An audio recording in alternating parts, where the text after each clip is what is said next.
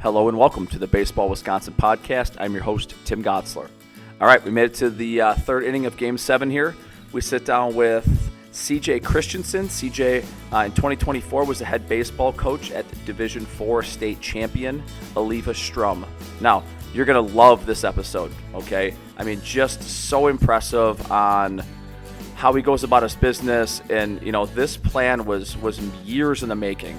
I know as coaches we talk about, 1 year builds on the next and who's coming back and you tweak and you tweak. But CJ gives us a masterclass in his journey as a player, getting into coaching, and then, getting his squad and his coaching staff and honestly himself ready for 2024, what it could look like. And it's, I just love this episode for that reason. Another reason I love this episode is just, something about fathers and sons in the game of baseball. It's just different. And I know, we know NFL's king and Super Bowls in a couple days and, all those great things. But there's just something special about fathers and sons in baseball.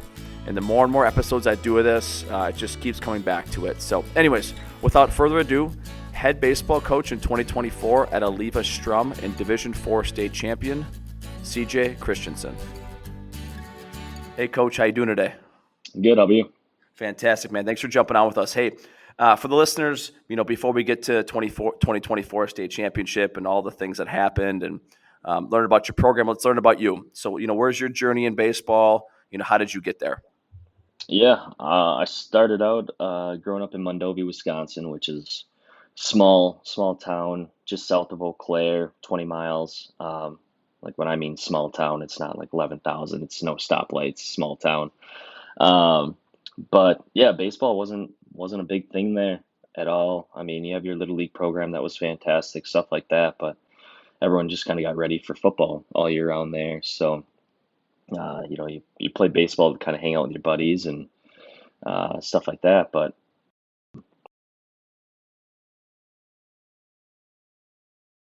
uh, a lot of times where I thought I'd follow in either my cousin's footsteps or my buddies, and hey, after this year I'm gonna hang it up type of thing. And my dad kept pushing me and stuff like that. But get to high school and um, again, not a program that's state bound or yeah, even sectionals. I mean, first time I was in section or even went to a sectional game was as a coach. So it was more of a, you know, play, compete type of thing and have a good time with your buds and then, move on, go play some slow pitch softball. But um, yeah, I mean, it was a good time. Um, it was a very competitive group. My grade was very competitive all the time. Did not like to lose at all. So practices were pretty intense, in all sports. A lot of trash talk and stuff like that. I mean, that still goes on between all of us guys. So, but yeah, I mean, growing up there, small town, I mean, everybody knew everybody. So, um, just a good environment overall. So after your high school playing days, what's your next stop, and how do you start working your way into coaching? Yeah, my next stop was Esterville, Iowa, which is Iowa Lakes Community College. So go down there, not really knowing what I'm getting into, um, and very quickly seeing that there's a lot of good talent around. A couple guys that went and pitched at Butler and some other places. We had a transfer come in from Alabama at semester break, stuff like that. So it was little different than growing up in a small town in Wisconsin, but um, had a blast. I mean, learned a lot, was competing, um, finding my way. Kind of, I was an outfielder, got moved to left field, just due to arm strength, stuff like that. But um, you know, loved it. Had a great time, and um, ended up having a foot injury, which speed was kind of my way that I was able to hang around with all this athleticism. So had that, had my ankle reconstructed and stuff like that. Just didn't come back the same, just not the same speed, not lightning speed, but could still get around the bases. So transferred out of there, came a little closer, Went to Rochester Community College and kind of finished up my year there. Ended up winning the conference and learned a lot there too. I mean, it was a different coaching style for sure. Just different play, different style, all that stuff, and had a great time. And then just started life from there. And my dad started coaching a little bit, so um, wanted to help out with him. My brother was on the team, so we actually drove from Rochester over to Aleva a couple days a week, and yeah, I mean that was kind of my first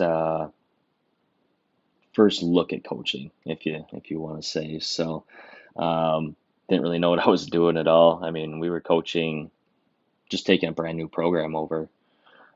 So he was coaching the high school. He was coaching the Legion team.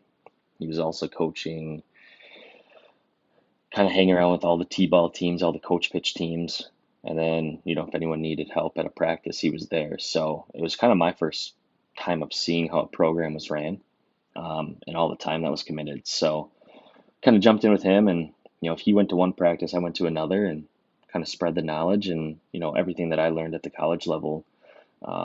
We try to start implementing that into our practices. Well, it sounds like in a short period of time, you go from a player in one program to a player in another. Lessons learned along the way, different styles, how to run a team, how to run a practice, style of play, and then you're thrown into the high school level. Watching your dad run a program, and you're doing all these things. So as you look back on that time of your coaching journey, as you make that transition, what lessons stand out to you? Like, maybe you caught that. You didn't realize it at the time, but now you look back, you think, yeah, I learned that from this guy. So what lessons did you learn there? I mean, a lot of them. Even at the college level, like, how do you communicate with players? How do you not? Like I said, two programs are very different.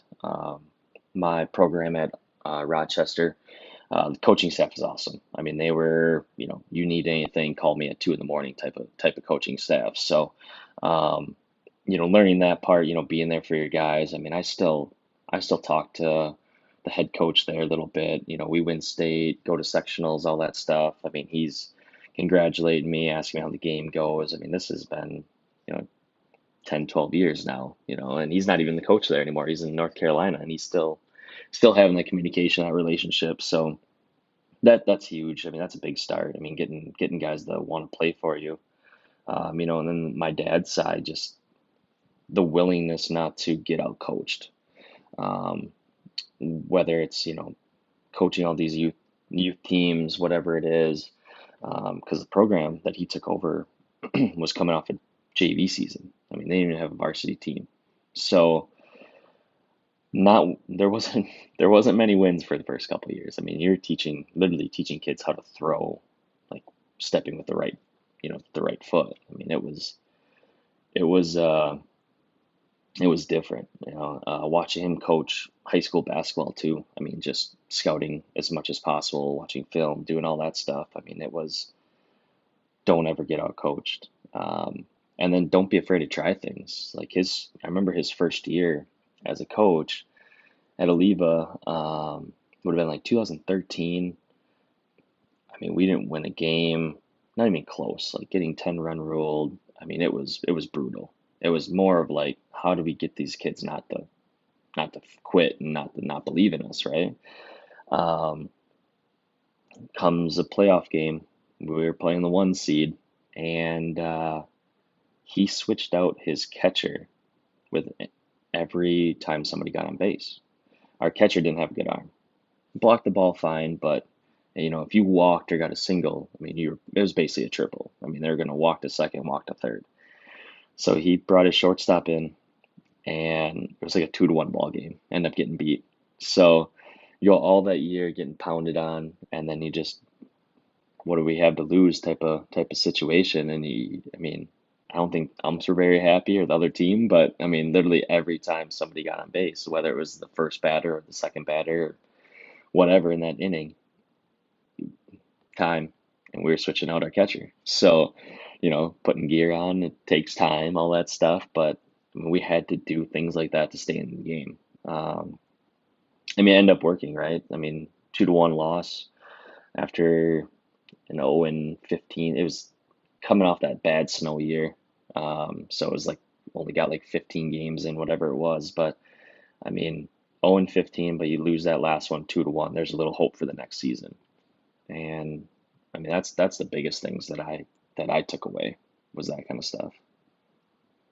All right, so I've never heard that story. Like that's got to be one of the most infamous stories in Wisconsin baseball history. And like I can just picture myself, in the dugout, on the field, in the stands, and watching that happen. Um, but like you said, it's amazing. You look back at it now, and a lot of emotions around that, and having the guts to do things like that in desperate times. Like, what other things did you guys start to implement that maybe rock the core of a traditional, baseball program, or to try to flip this thing and get some momentum going? I mean, early years it was very basic. I mean, we were down to literally playing catch. Like when we're in the gym, I mean, we still kind of joke about it, especially when we took over the job here in 2022, was we can actually stand in the gym now while they play catch. I mean, there was balls smashing off bleachers, walls, baskets, whatever, people's heads, whatever. I mean, it was a war zone, playing sideways. So you're like 45 feet away. I mean, they just couldn't do it. Um, but uh, you know, some of the guys that he surrounded himself with, um, I mean, Dennis Barneson is a big name that comes to mind. Was in the he was from Aleva, um, and he played for the at that time I would have believed they would have been the Anaheim Angels organization, which his grandkid was on the state team this year. But um, he came and helped coach, just helps with pitchers, stuff like that. I mean, well, actually we did. We sent the pitcher out in 2014, I believe it would have been. 2014, went and played at Western Tech College in lacrosse. Just ended up not liking it. It just wasn't for him, and jumped out of there. But you know, that kid didn't win a game in high school. But the willingness to work. I mean, he was actually pretty good. If we would have been able to start that a lot sooner, I mean, he would have been a very, very good pitcher. But just the willingness to work and believe in us. I mean, that's the kind of things that was different. There, like I said, we were very basic. I mean, we did T work, front toss pretty much the whole time because we couldn't do live pitching. If we did live pitching, I was the one throwing because actually my brother threw as an eighth grader a little bit, but we couldn't throw strikes. So it was. I mean, we struggled to play catch. So I mean, it was very basic stuff. I mean, just learning how to do your simple base running. I mean, you like to do base running beginning of the season no matter what. How do you run through first, right? We were doing that stuff the last week of the season. I mean, because we're behind. My dad always said we were about 5 years behind everybody else. Reason why he started Legion program then too there. We coached that. Um, Usually he was kind of handing that to me a little bit. You coach this, and it was fun. I mean, I still remember the first win we ever had as a program, and it was in the Legion season. It would have been 2 years in. After his second year as the high school coach, so 2 years into the Legion program, and won back-to-back games. And I'll never forget the opposing coaches, how embarrassed and mad they were, yelling at their team out in right field after the game. I mean, just, got beat by one of the worst teams around, and, started clicking from there. I mean, talent started coming too, but, um, it's tough when you come from a summer program, and then you really don't have a team. Golf is so big in Aleva, so baseball's, third. I mean, really, I mean, people went and did track and did well there too. So, um, I mean, we were bringing golfers on, track guys. Hey, I can only play 8 games this season. Great, you're coming to play 8 games with us. Um, you don't see that a lot, especially the bigger schools. I mean, that's probably real foreign, but I mean, yeah, that's stuff we had to do just to stay alive. So, it ended up working out. Well, I mean, this is a story that's got to be told. I mean, like, I think like if this is a docu-series, like what episode would we be in here? But the episode I want to get to is like, okay, you take over in 2022. Like all these Mhm. things happen. Your dad went and put an incredible amount of time in, had you guys on staff, tapped into the resources in the community. You watched it build. You watched it build. Eventually you caught up, and then you guys seemed to take off. So Mhm. take us into that maybe that first year, 2022, and just kind of walk us through some of those huge moments for you as a coach, leading a program, leading the community, and some of the things that kind of brought you to where you guys were as state champs in 2024. Yeah. So back you up just a bit before that. So after he left, he ended off to Grant Nelson for a year. Grant ended up becoming an assistant coach for me. Actually, ended up coaching third base. Um, that so year three, he ends up. My dad ended up having like 8 wins. They're 8 and 12, big success. Following year, I think they were 13 and 7, 13 and 8. Got beat in the regional final game to Independence, who got second. Um, After that, I think there was maybe 5 total wins until we took over in 2022. So it kind of dipped back down. Grant left. I don't remember who the program went to, but it went downhill fast. COVID didn't help that at all. Um, so when we take over, we know we have a really good group of sophomores. That's apparent. Would have been the senior class this last year. Um, and actually, one of the dads talked me into being the coach. I had no intention. I went to a game and he was begging and pleading, and I watched it for a little while, and then I mean, it was obvious. You could see a lot of talent there, and to see those kids have 4 wins or whatever it was that year, it was just okay. There's stuff here. You got to put them in the right places, And then you get in there in 2022, and you have your first open gyms, and you kind of looking around, and there's talent everywhere. I mean, there's the senior group. There's a couple kids that can play. The junior group had the Munson twins. One was a catcher, one was a pitcher. I mean, both those guys went and played in college. They were phenomenal. So you're looking at all that stuff, and you're like, well, this is a lot different than trying to teach kids how to play catch. So we had to change a lot of things we were used to. We were used to very basic stuff. Now we need to start running this like a college. So we brought a lot of coaches in, and we did. We ran it like a college. I mean, we were broken up into groups. Um, we were having long practices. We were, doing a lot of advanced stuff. Um, you know, it was different for these guys, but it was still getting them out of the routine they've been in the last year or two, um, depending on how old they were. Um, but the big defining moment was we got beat by an Arcadia team. It was like the first or second game of the season, I think. Cold. Got beat 2-1, I believe it was, but played well. Had an air that they scored 2 runs on. Um, but you kind of knew there was something there.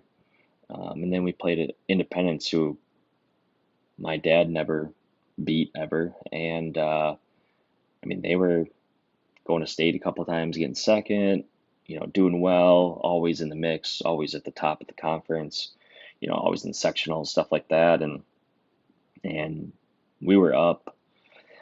I want to say 8-1, 8-2. Um, it was at home. It was in the top of 7, and we played well all game long, and it was kind of like an oh crap moment. We're actually good.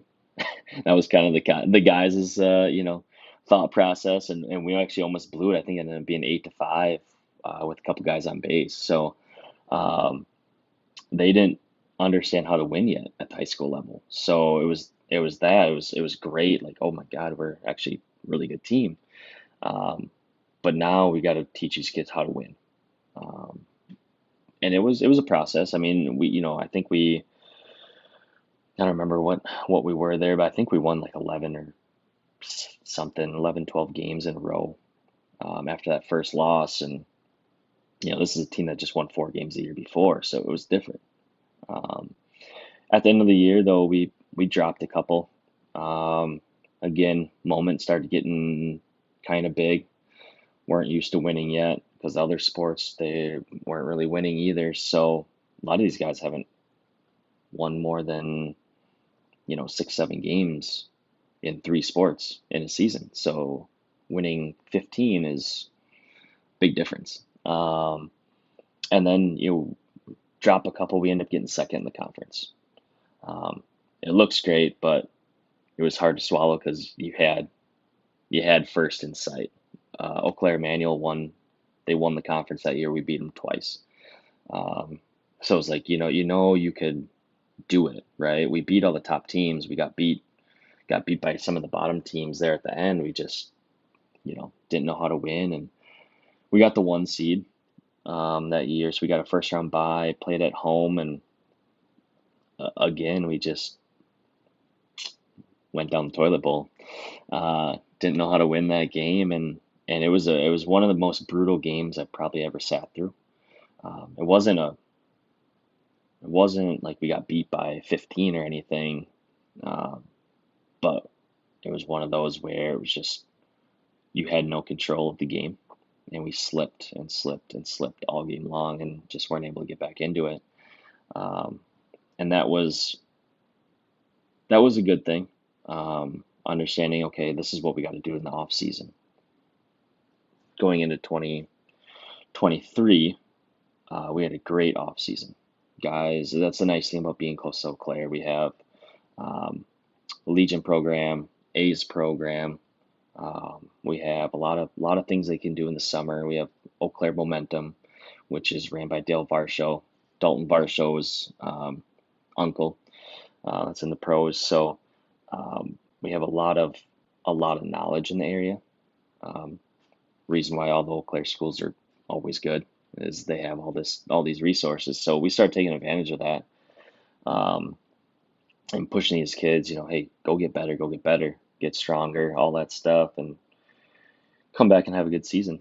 I mean, we got beat early in 2024 by Whitehall, which was, I take that back. That might have been the hardest game, one of the hardest games to watch besides the regional game the year before. I was sick, and I was so afraid of getting the kids sick that I wasn't in the dugout. I sat in a lawn. Well, I wasn't really sitting in a lawn chair. I was kind of hunched over a ball bucket, um, out in right field, and watched that game. I mean, the guys played well. Um, just got beat 1-0. Just hit the ball at people. One of those games. It was just hard to not be there for the guys, things like that. But and then we rattle off a bunch of them, and going to sectionals, which was new to everybody. Like I said, I wasn't ever there as a player and never went there just as a fan, anything like that. So that was a new day. Um, when we go there, nobody really preps you how that works. 2 games, one day, it seems easy, um, but you're playing against really good teams to go to state, so it's not as easy as it sounds. That is, I mean, my opinion, that's harder than state. Um, it's just a brutal day for whatever reason. The last 2 years, it's just been 95 degrees, and we were playing on turf. I mean, it took me like 2 weeks to recover, and I didn't even play. So I can only imagine how the guys felt. But no, it was fun. I mean, we played Pittsville, who phenomenal team. Ended up beating them, but couldn't pull out enough to beat them by 10 in 2023. But still had a good win. And coming back, we had a game off, came back on, and the whole football term, getting punched in the mouth. Ithaca punched us in the mouth. I mean, from the start. I mean, they knew everything that we were going to do. And we played well, but not well enough. Um, Defensively, we played, I mean, okay. I mean, we had Carter Gunderson pitch that game to start at that time that year. you didn't know if he was going to throw 85 or 75. He was just really inconsistent. I mean, he was 6'3", 120 pounds, 115 pounds. I mean, he was, really skinny kid. So you just didn't know what you were going to get out of him that day. And um, at the end of the season, we had good luck with him in, closing situations, things like that. Um, Actually, a couple games before that, he hit 89 closing a game. So it was like, okay, well, who's going to hit that, right? Um, Goes out there and he's throwing 75 and he gets pounded. And they scored two in the first, two in the second, and we were climbing back, but we hit the ball right at people. I think the right fielder had like 13 put out, something crazy like that. So um, it was just one of those games. Nothing against Ithaca at all. I mean, they played well. Sammy Clary pitched a great game. I mean, hit spots.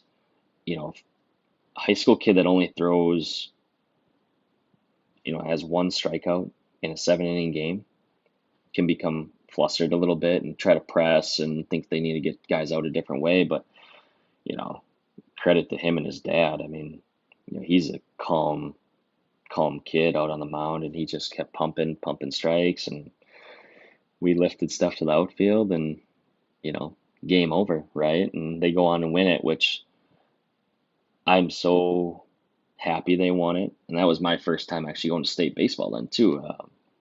Some of my assistant coaches drug me there. I was so mad and upset after that game where I didn't want anything to do with baseball.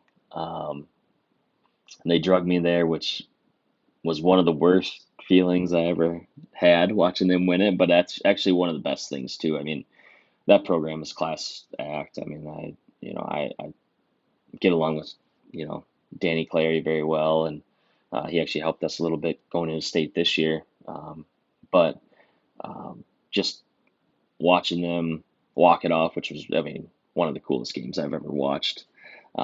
Being down by what 5, 6, 7, whatever it was, and um, I mean, watching that hit that they had, and seeing them hold a trophy, I couldn't take a video and a picture fast enough, and I looked at that thing every single day, and it killed me every single day. I always told guys, if we win in 2024, I'm still going to be upset about the year before.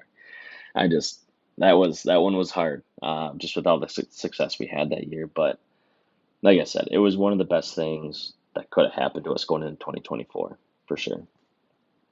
All right. Well, like this is awesome because like you are going through this process from 2022. You guys are having these moments. You're making a little bit of a run. You feel good. You're a 1 seed. Whatever. You lay an egg. You don't play well, and in level 2 you lose. Now you got lessons learned to 2023. And I would agree with you. I think sectionals.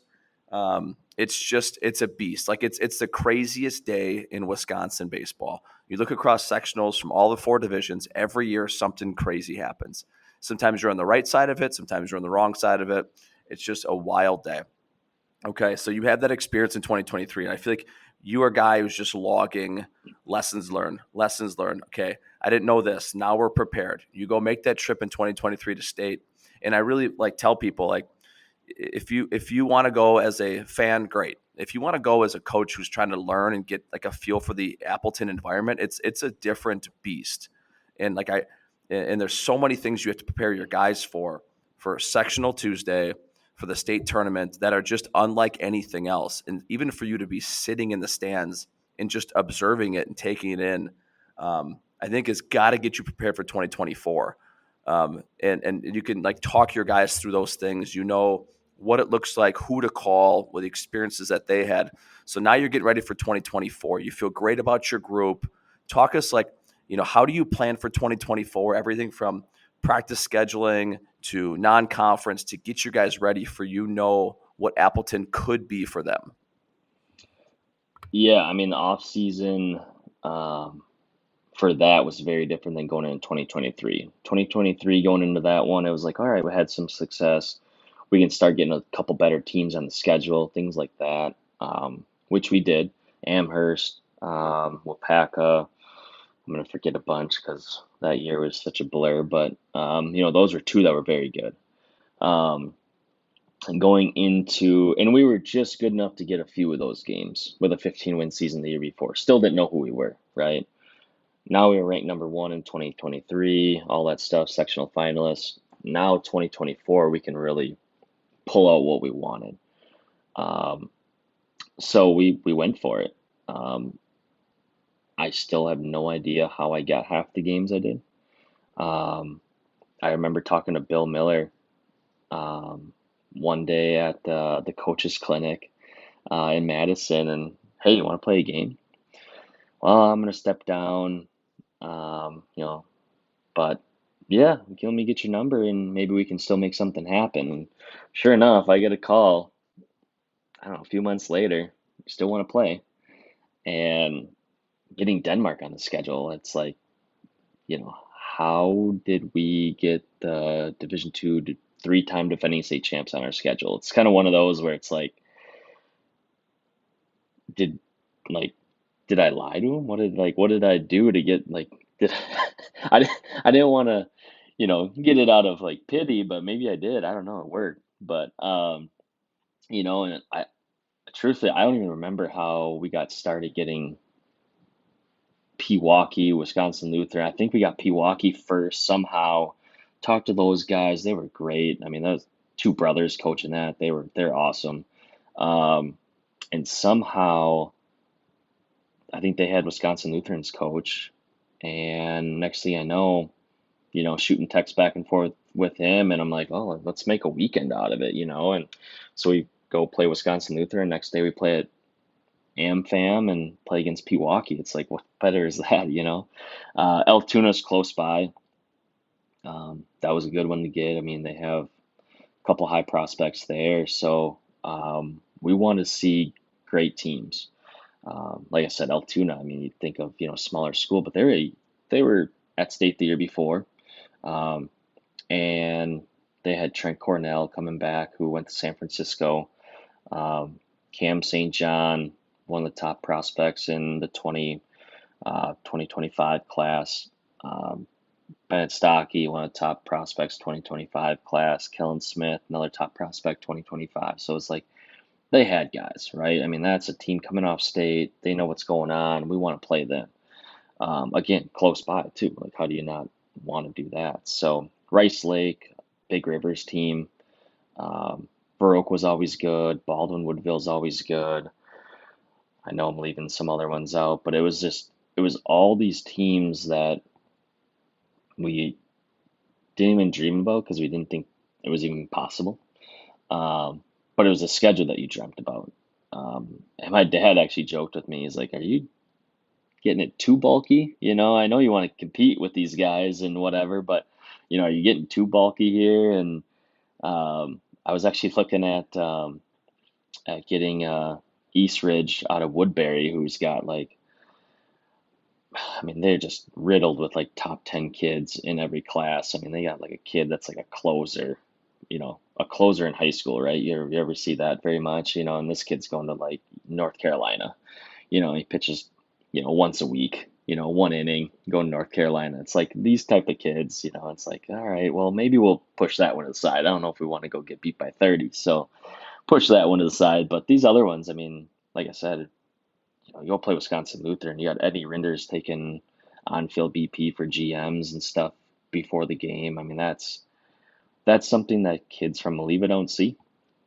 I would change how we handle that. I probably wouldn't have our guys watch that. I probably would have went to the cage a little earlier, but it was one of those where I wanted to see it. Like, how does this work? Um, but it was awesome. I mean, it was a cool experience. Again, like a lot of the season was experience, right? We wanted to see things that you would never see, like playing at AmFam. We played at UW Stevens Point against Denmark and Medford. I mean, we were playing at cool facilities along the way with this whole thing. So, coming into practices and stuff too, um, we were big on weightlifting. We were very, very small, very small. Um, we weren't a very fast team. Um, every guy needed 30, 40 pounds, to be honest. And if we got 10, I was happy. So a lot of guys took that upon themselves and they did it. Um, A lot of guys went and got help. Like I said, Carter Gunderson the year before was very inconsistent. He goes up to Momentum, works with the legend Vic Cable, and he's consistently every day. He's 85, 88. So it's like, okay, well that can play. Tyler Webb went up there and he worked with um, well, he was a coach at Regis. Now he's actually his pitching coach at UW Eau Claire, Jeff Dykes, which is awesome. So they built that relationship early, and he is he grew. He put on weight. He was mid 70s. He came back looking like a man, and he was low 80s, mid 80s. So it's like these types of things, guys got better. Um, a lot of them played in the summer, things like that. So we knew we were going to have a lot of talent again, right? We lost three seniors the year coming out of 2023. Two of them college guys. One was our DH. But it was the big hole was our catcher. What do we do at catching? Um, the cool thing was we built a good enough culture where guys went and competed for that spot. A lot of times there's, I'm an outfielder. I'm going to stay there. I'm a first baseman, right? So, well, you're a first baseman, but you're third in line. So you want to get on the field. This is how you do it. We had a couple kids that went out and worked really hard, and we actually had a three-man rotation at catcher for the first part of the season, which was about as good as I could ask for, because I didn't want to burn out a catcher with the type of schedule we had. Um, and it was kind of nice, having the conference that we had too. I mean, we have some lower teams, obviously, in small schools like that. So we got a lot of pitching experience with younger guys. We had two sophomores that threw a lot of our conference games. Our big guys they threw three conference games, maybe four. So we saving those guys for non-conference, which you don't hear about a lot, but we want to be in those games. If we're going to go get good teams, we don't want to go lay eggs every time, right? You want to go compete against them. You're not gonna, we're playing, Rice Lake today. We're gonna throw bad pitching. Um, actually, we threw those young guys in that one. Now that I think of it, but they actually threw really well. We went extra innings. So it's things like that. We wanna go compete against those ones. So not saying our younger guys were low level. I mean, like we talked about earlier, Dennis Barneson. I mean, his grandson was on our team. He was a sophomore last year.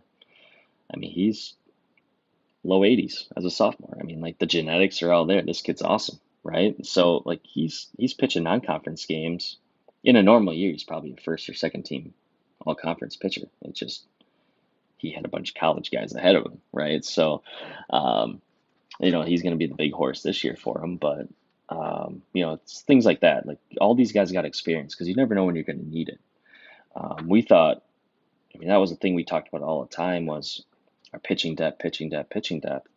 But we actually didn't actually end up needing it in the playoffs or state, which is crazy. I mean, getting through that with two guys. I mean, Jake Bierke came in, pitched, a third of an inning against Bangor, but getting through that with that many pitchers was just odd for us. But I mean, going into practices, I mean, we wanted them to be really competitive, so we did a lot of live pitching. We were inside for so long again this year. It was brutal. So. Um, we wanted a lot of live pitching. We split guys up into teams, things like that, do a bunch of hitting. We hit the ball so well in 2023, we thought that was going to be the same thing. We're like, how are we going to get stopped if we're putting up 14 runs a game? Plus, now our pitchers are all better. Wasn't the case. I don't know what happened. Talking with a couple dads, that usually was the thing that happened. The year that, you know, this group of seniors and then the 2023 class would play together when they were younger, they relied off their bats. And then the 2023 class would move up a grade, and the 2024 class would play down a grade. They would rely on their pitching. They couldn't hit. So I don't know if it made that big of a difference with those three guys gone or what happened, but we just didn't hit the ball. I mean, granted, we did play a lot better, a lot better competition, better pitching, all that stuff. But we didn't hit the ball even against lesser teams. So we had to change mid-season. I mean, early season, I guess, because we saw it early, but we had to change a lot of the way we played. And we still played small ball, things like that, but we had to do more of it just because we didn't hit the ball gap to gap very well. Um, it was one of those things where you'd love the ball, drive the ball to, you know, deep left and right center, but there was a lot of swing and misses, and it's tough when you see 90 one day and the next day you're seeing 62. So that's a big difference, right? So I mean, we had to adjust things like that, and I know it wasn't a whole overly popular, you know, vote with a lot of people that we had to play a lot of small ball with this group because they were so good and talented. But it was one of those things where we had to win games, and to stay in big games, things like that. There was times maybe we did it a little too much, but it all worked out in the end, I guess. Well, I mean, it sounds like, again, talk about going into the offseason 2024, you have a committed group of families, committed group of kids, but now you as a staff, you guys are ready to take another leap as well and change how you do things, be able to, you know, because I don't know, I just feel like there's some coaches who would just say, hey, this is our group. We're going to roll the balls out again, do the same thing we did last year. We were just on the doorstep. Let them play, let them be them, and just we'll hoist a gold ball. And that it's never that easy. I don't care what level you're at. I don't care what division or how much talent you have. As you get closer and closer, it gets so competitive. So when you talk about making in-season pivots, doing things that maybe weren't as popular, of course, you talk to a bunch of uber talented high school kids that want to hit. They just want to hit, and then now you're going to talk about playing a different style and to be able to handle some of that blowback. And so there's got to be moments throughout the 2024 season of leadership challenges. Can you think of some other huge watershed moments, if it was coach driven or player driven, of your 2024 state championship season? Yeah, I mean, truthfully, we actually almost had a fallout third half of the year. Um, you know, it was it was in Whitehall. We won that game by a lot, but guys were we had some losses at that point. We knew that, right? We knew as a coaching staff we were gonna have some losses, but coming off the year we had before, people weren't used to that with this baseball team, right? They were used to it in other sports, but like we just went 24-1 or 24-2 or whatever it was the year before, and it's like, well, we should win all these games this year. We're projected number one, all that stuff, but it was we knew as a coaching staff with talent we were going to play and things we were going to do. We were going to try different things. You know, we knew we were going to have some losses, but these guys, being young, they just didn't wrap their head around it right away.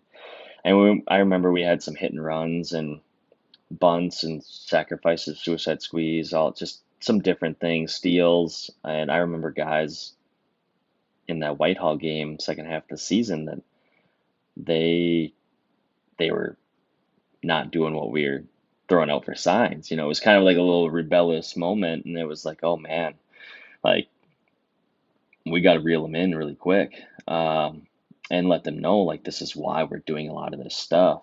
Um, and we did. We sat them down after we'd practice the next day and sat them in the bleachers of the field, and we talked for an hour. It was, hey guys, like this is. I know you might be hearing things different at home, out in the community, between each other, but like this is why we have to do this stuff. This is why, like, I'm not here to lose. I'm not taking this job to lose. Like I'm taking this to win with you guys and for you guys. Like I want it. Can't say I want it more than you, but I want it just as bad.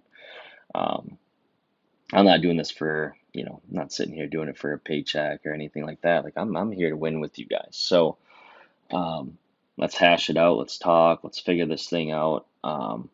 And we came to agreement as a team, like, you know, hey, we'll we're gonna listen to signs, things like that.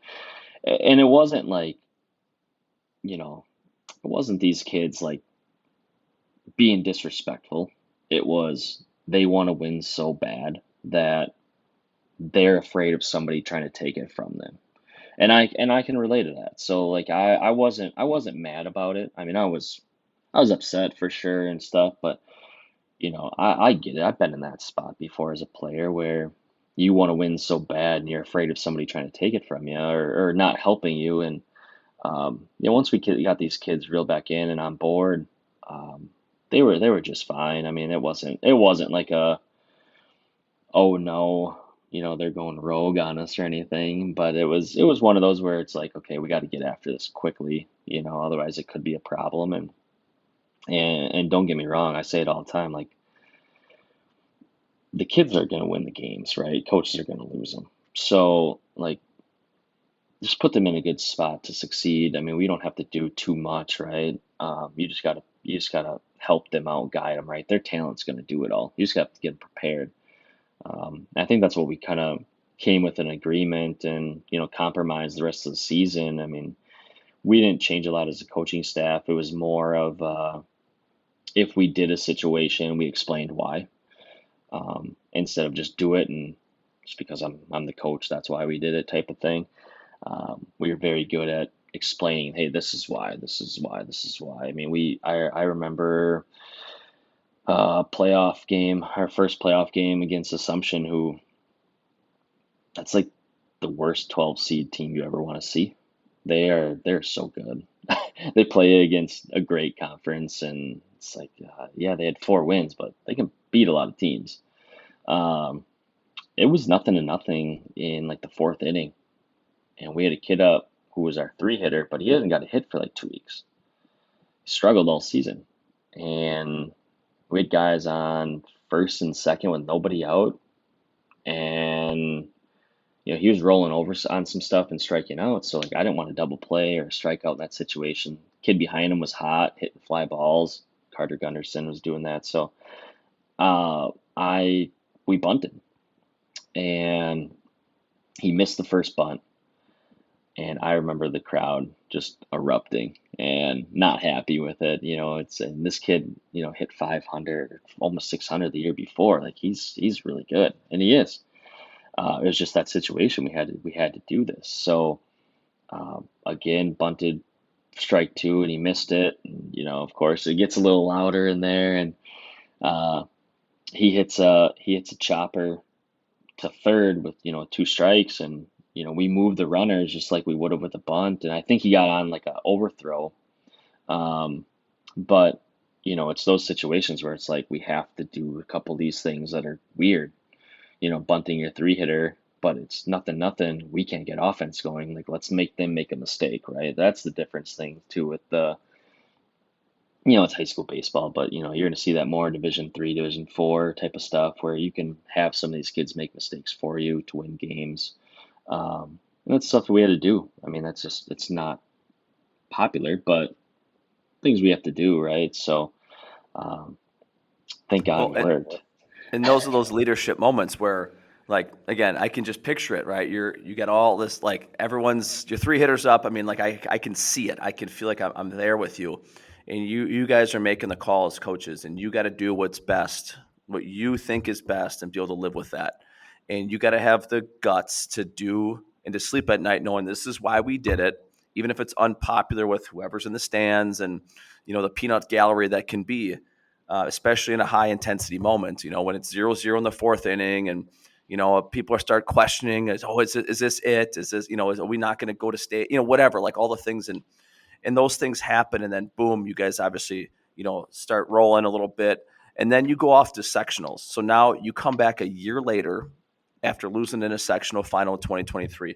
What did you take with you from that 23 sectional experience to 24 sectionals? Like, how did you guys on the preparation side?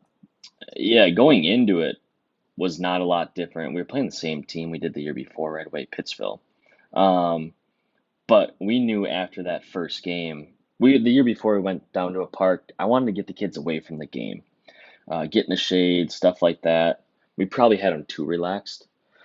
So this year, this is the cool thing about a small town and like the parents that we had was we had like 15 tents set up and food and Gatorade. It was like a graduation party, right next to the school. It was awesome.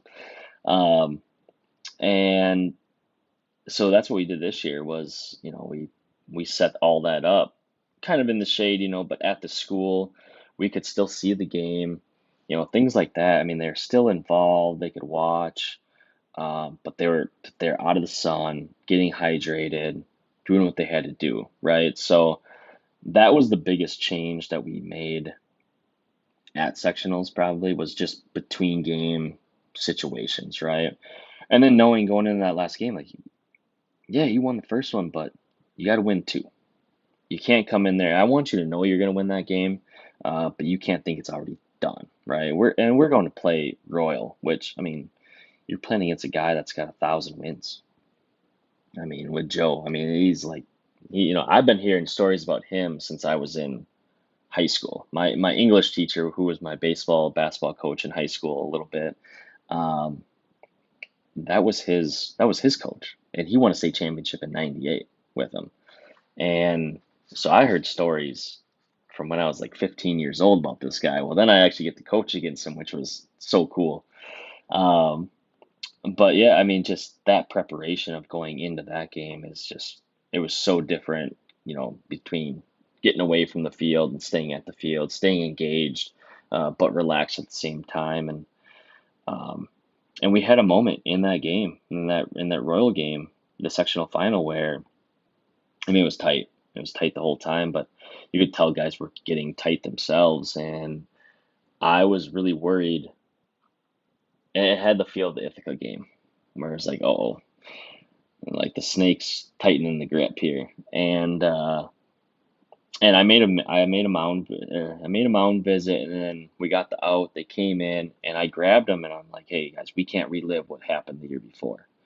Um, Now, a big reason of that, I think everybody watched that Ithaca game the night before. I don't want to have that feeling again. I did. I mean, that was the first time I ever watched it was that night, watching walk off the field and all that stuff. But um, yeah, I mean, we don't want to have that feeling again. Let's just go play loose. Go do what you do. And I think right after that, we end up having a put out from left field. I mean, Ty Felstead threw a hose. We made a play at the plate, got him out, and we ended up walking it off and winning it. All right, so now, I mean, walk off sectional final, the dog pile. I mean, like goosebump moments, right? Like, you know, what's going through your head as you're watching your guys do that? Because you know what's going to happen next. Well, you don't totally know yet, but you're going to get the state tournament packet, and now the logistics of state are going to be absolutely crazy. But for a moment in time before that happens, you're watching your guys dogpile, you're celebrating with your coaches, your team, and your community. So just what are some of your favorite memories of that? I think one of the best ones actually, and probably summed it up the best was my wife coming on the field and she's said finally. Like it was like it's off the back now. Like it's like that's done with. Like that was because I mean she saw it. It ate at me so much. I mean I'm ultra competitive and I can't stand losing. I hate losing more than I like to win, I think. So it's just that year before was so hard, and I think she knew too, like if you lose this twice in a row, like this guy's gonna be terrible the rest of his life. So, she just came out and said, finally, I'm like, yeah, I'm with you on that one. So, but you see the guys, I mean, I had a couple of guys come up and hug me, and I mean, they were pretty emotional. I mean, they were crying. They were like, same thing, finally, like this is all we wanted. Like we want to get there, right? You got to get there before you can win it. And I mean, I'll never forget Justin Becker grabbing me. I mean, I've never seen a smile so big on a kid's face. I mean, he was so happy to just again get through that point, right? I mean, it was so hard the year before walking off that field. I mean, it was terrible. It was, which it is for every team, right? But um, getting through that was awesome. Just seeing the dog pile, knowing how we got there too. I mean, our biggest win was probably the Pittsville game was 3-4, 5-0, whatever it was. I mean, that was our biggest win getting to that point. I mean, Royal one-run game, um, Bangor one-run game, um, Catholic Columbus one-run game. Like it was one run all the time. So just coming out on top again was like it was wearing on you. It was just nice to have take a breath and have a week of preparation to go into state. I mean, that was the biggest thing. Well, yeah, and then that week of preparation is, unlike any other, right? You have all these logistics and the seed meetings the next day, and like you're got this packet and hotels and press passes and you know modified in and out and the weather and the travel and like so who did you tap into? Who's in your network? Who did you give a call to and say, hey, you got to talk me through this because this just seems like a lot.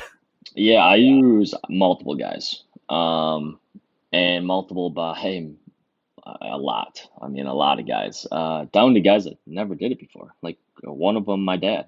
Like he was very good at saying, "You need to hand this stuff off if you want me to take care of it. You got 8 coaches here. Have us take care of the hotels, all this stuff. Like you worry about the game. You can't make this too much about families and experiences and all that stuff. Like handle the game." So I handed that off to him. Couldn't tell you who took care of it. I know some of the school took care of it, and then I know some of the parents helped out too with some organizing, and pretty sure one of our assistant coaches took care of it. I was just showing up. I had no idea how that all worked. So, which was awesome because I needed that. If I'm taking care of that stuff too, I mean, you I it was great to hand that off, and then we tapped into a lot of resources, which, like I said, Danny Clary was one of them. Um, how does this whole thing work? I even called him before the seating meeting. I'm like, how do they do the seating? Is it the same as like the regionals? Is it like because there's a few bunch of divisions together? Like how does this happen? Like some of these guys don't know who we are. We asked for the 6th seed in the regional on purpose, and we got the 5 seed. Like it was all matchup game, right? I came in guns blazing. I wanted the 1 seed. I mean, I fully believed that we were the 1 seed in the regional too. I mean, I'm a guy that like I don't care who we're playing. I feel like we can beat them. But it was a lot of situational stuff, and we wanted certain guys, and we were undefeated. So like a Bangor team that's undefeated, Pittsville's top, like we knew we could go in there and kick and scream and all that stuff, but we weren't going to get a 1 seed, right? So like now we're kind of even here going into state. Like how does this whole thing work? So he walked me through the process and stuff, which was helpful. And ended up getting the 1 seed, which was great. And then we had, I mean, Dale Varsho with the Eau Claire Express and Momentum facility. Like I talk to him a couple 3 times a week. I mean, down to even he helps train my daughter. So it's like I talk to him so much about just the game, baseball. Like you're on the road a lot with the Express. Like how do you handle this? His kid was at state with Altoona the year before. Like, hey, what did you see? Things like that. A big one was Eric Wiedemeyer, who just got in the Hall of Fame from Chippewa Falls McDonald. I mean, he's been there a bunch. Um, I got actually a couple business partners that played with him, um, and then another business partner and assistant coach that's good buddies with him. So, like that resource was fantastic, right? I mean, how what was he 7 times at state, right? 5-time runner up, like that was that was huge. Like I had no idea. I mean, yeah, I went and watched Championship Day the year before, but you don't know the whole ins and outs. I mean, down to before the game, you're up in the press box going over rules and how to say every kid's name. I mean, just things like that. Like it's weird. It's different. I can't even remember who we talked to. I think Danny Clary was one of them, and somebody else about practicing. We didn't even understand how the whole practice thing worked, and day between, things like that. So, I mean, that was a big one. The best thing that helped us was in the middle of the year, we went and played in Milwaukee. So we had to stay in a hotel. Reasoning for that is we were prepping for state. That's why we did that. So, and then every time we played double headers, we were splitting games up for sectionals and stuff like that. But we went and played, um, Wisconsin Lutheran, stayed in a hotel, and then we did that on purpose to play on Sunday at AmFam, right? You're playing the state championship. All lights are on, right? It's all these things. Like, you're playing in the biggest ballpark in Wisconsin. A lot of guys have said like that helped us. There's no bigger place to play than state championship game or at AmFam, right? So we played good teams. So it was one of those where those were very helpful moments, and that was all planned, before the season even started, just because you want to be prepared if you get there. But you know, the list goes on and on. I mean, our coaching staff was great, helping out with things, film, parents bring in food, water, all that stuff.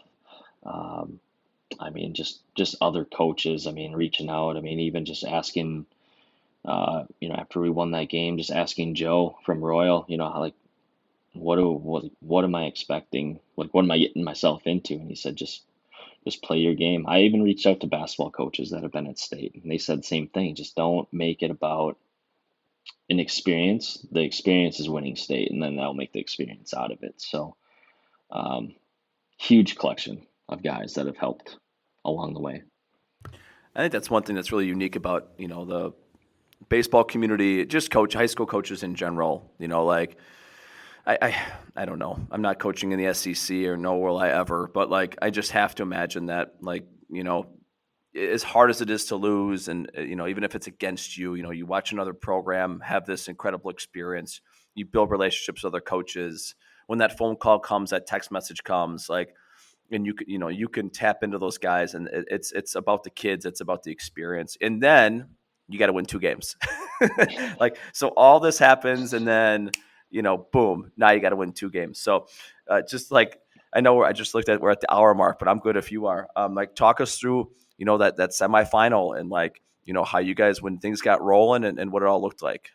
Yeah, I mean, the first game was some of, what do you expect? You're on this big field. I mean, we brought a ton of fans, which was awesome. I mean, by far the most fans that were down there from any team. The whole community, I'm pretty sure, shut down. There's just a blinking light in the middle of town. So, it was nice to see that. It's easy to play off of too, but um, we didn't play very well right away. Tyler Webb was getting hit around a little bit. He didn't have a lot of velo, but he couldn't spot anything either. So, for a kid that walks like 8 guys all year, like, he's got like under 20 walks in 4 years. Like, it's just insane. Like, this, and a couple of them are intentional. So, this guy usually can put stuff wherever he wants, right? And he just doesn't have it. We talked to him between innings. It's like, hey, let's get you close to that 50 mark. You're pitching fine still, right? But it's not what you usually are. Like, we're down, what, 2-1, whatever it is, and we're trying to get um, we're trying to get something rolling, and we're like, all right, just get us through. And this kid's ultimate teammate. It's the reason why he's going to be successful at Eau Claire is, yeah, I'll get you to where I need to get you. I'm good with that. And let's bring Carter in. We get him up to like 45 pitches. We make the switch. Um, Carter comes in, blows guys away, right? We get off. Momentum's coming back. Carter's a very emotional guy. He's the goofball of the crew too. So, I mean, he's always talking. He's always having a good time. He's never nervous too, which is awesome. Um, he's just out playing the game in the backyard. That's the way he plays. So he comes off, fired up, talking a little bit in the dugout, and we go back out and we just start playing our game. We get 6th inning. Tyler Webb leads off with a double. Um, And then Jake Bierke gets walked, I believe is what it was, or gets hit by a pitch. And so we got two guys on. Um, but granted, first two guys got out. So it's like, all right, well, we got something going, but we got two outs right now. Well, here comes Carter and smashes one to the fence.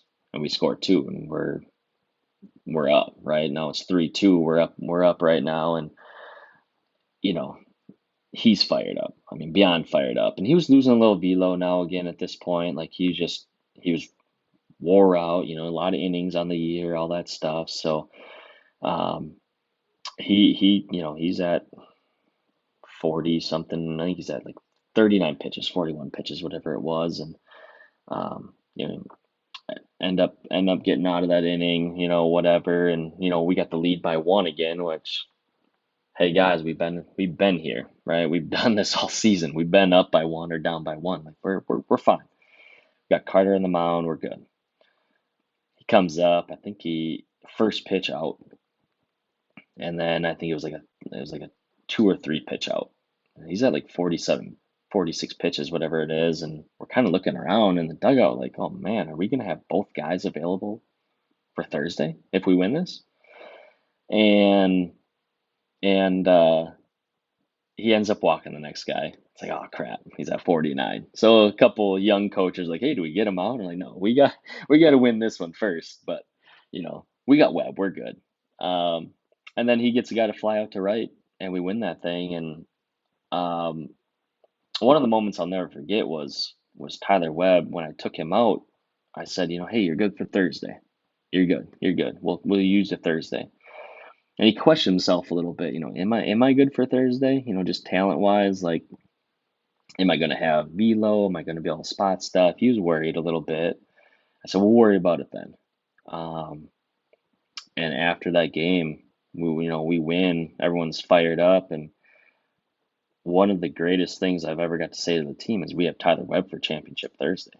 I mean, that's something you don't go into state ever thinking you're going to have a kid like that. Like, you have him available for Thursday, and the rest of the team from there basically knew, like, hey, we're good. We got this.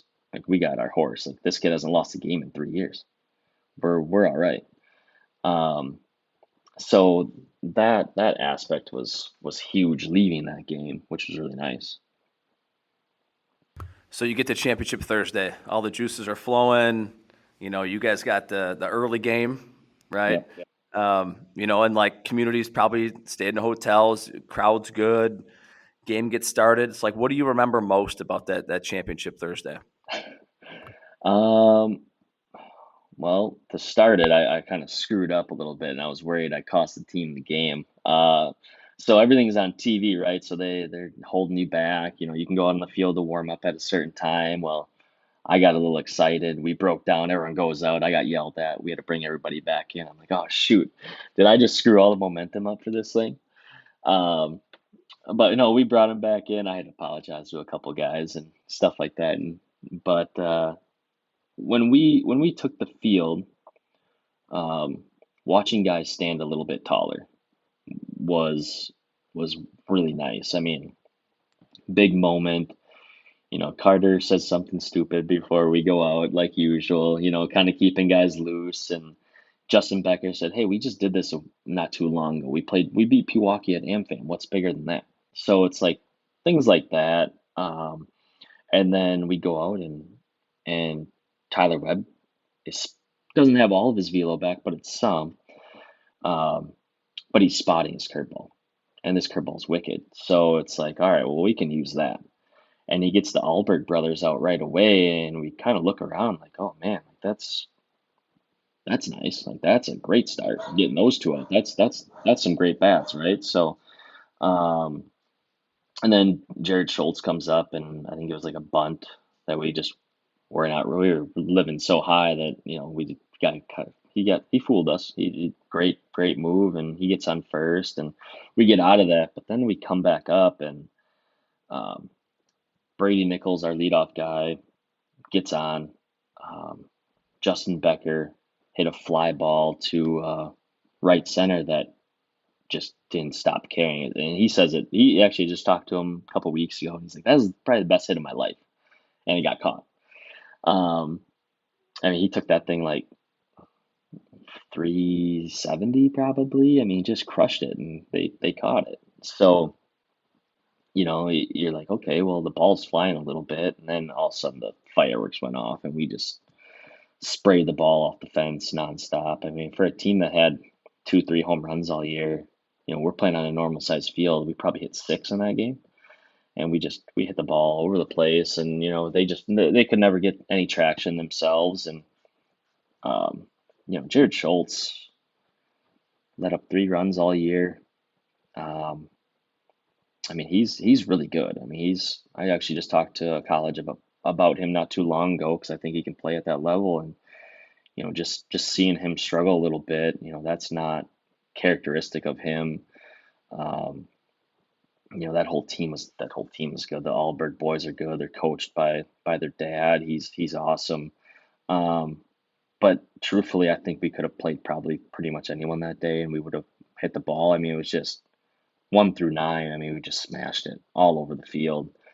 Um, Guys that have struggled for a couple weeks, I mean, just rip the ball for doubles. So it was those moments. I mean, we and then being up by 10, it was nice. We got one of the seniors that didn't play a lot for the year, but an ultimate teammate. I mean, we call him the dugout warrior. I mean, if you're ever at one of our games, you know exactly what I'm talking about. I mean, it's annoying. I mean, us coaches, we can't stand in there. He's so loud, but he sets a tone for us, and he's won a lot of games from the dugout. So getting him in that bat was awesome.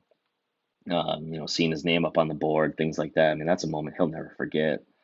Um, it was Brady Nichols' birthday that day. I mean, that's something he'll never forget. So it's moments like that you take away, and the one thing I do wish it would have been closer, just because we had all these one-run games, and it was like we kind of celebrated in like the third inning. Um, and then it was nice to enjoy it though at the same time. I mean, like I said, we got guys in, got to play a little bit. You did enjoy it. I don't know if I could have taken another close game. I actually passed out the semifinal game in the dugout with like 2 outs. I was yelling so hard at one of the guys to move to the left, and it was so loud in there. I squatted back down to kind of take a knee, and told my assistant coach, I'm like, hey, I might pass out. And he caught me. So I'm like, I don't know if I could handle another close one, but it just kind of would have been a great cap, for the way that the whole regional sectional all that went. But I'll take a win anyway. Anyway, you can get one at that point. Absolutely. I can just picture you guys 2 outs. Like you're right there. What's going through your head? As that third out's being made. Well, yeah, I mean, so we got the 2 outs pretty quick. I think it was both Allberg boys we got out right away, and again, like I said, they're great hitters. So knowing you can get those guys out, Webb's on his stuff, right? Actually, I take that back. It was the 9 hitter, and then the younger Allberg brother, and Abe got on, and I think he still got second, and Tyler was just a little wild, a little tight. I mean, who wouldn't be, right? I mean, the ball's in your hands to get win the first state championship for the school ever, and so I made a mound visit. Hey, let's calm down. We just had a conversation. We just talked. Um, hey, enjoy it. Made a couple jokes out there, things like that. Got guys smiling, and I said, hey, make sure when you catch it that you put that ball in your pocket right away. And they kind of laughed right away, and of course the ball's hit to the youngest kid on the field, third baseman, Noah Martinson, a sophomore, and I was afraid he was going to chuck that thing because he was so happy, but instantly right in his pocket, gave it to Webb, which was cool. But um, yeah, I mean, just we kind of, like I said, we had that moment earlier playing Pewaukee.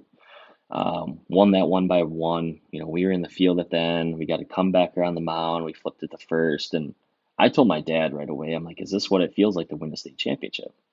And he's like, I don't know, but I would think it's probably pretty close. And it was really close, the same feeling. So, but again, it was relief. again. Once you win that, I mean, I actually watched the video the other day, watched the game of it, and you kind of see me come in on the corner, and I just kind of bent over, put my hands on my knees, like, it's done. Like it's completed, right? You can close that book now.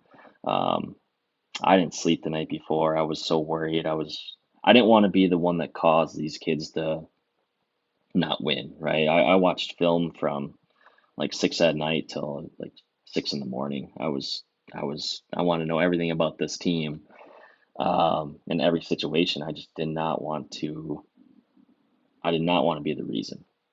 So it was one of those, like, let the kids play, like, let them do their thing.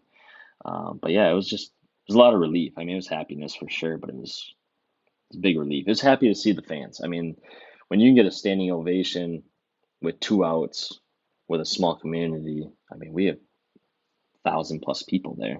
I mean, that's a really cool sight to see. I mean, I kind of turned around, took it all in, and it's it was pretty enjoyable.